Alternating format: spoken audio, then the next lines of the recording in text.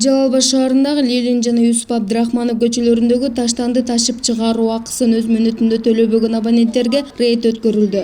Рейдтин жүрүшүндө таштанды акыларын өз убагында төлөбөгөн абоненттерге эскертүүлөр берилип, түшүндүрүү иштеринин алкагында айрымдарынын карыздары өндүрүлдү. Жашоочулардын арасында таштандыга болгон акыны өз мөөнөтүндө төлөбөгөн жеке тараптардын карызынын суммасы 6000 сомдон ашат. Мындан улам кызматкерлерге тазаланган таштандылардын акысын өндүрүүдө бир топ кыйынчылыктар жаралат. Алдыда кааладагы карызы бар абоненттерге рейд жүргүзүү мындан ары да уланат. Эске салсак, учурда Жалал Абад таза абал муниципалдык мекемесинде 61282 абонент бар.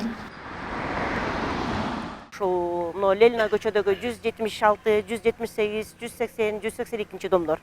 Бул жерде ушундай бир карыздарын төлөбөгөн квартиралар көп да.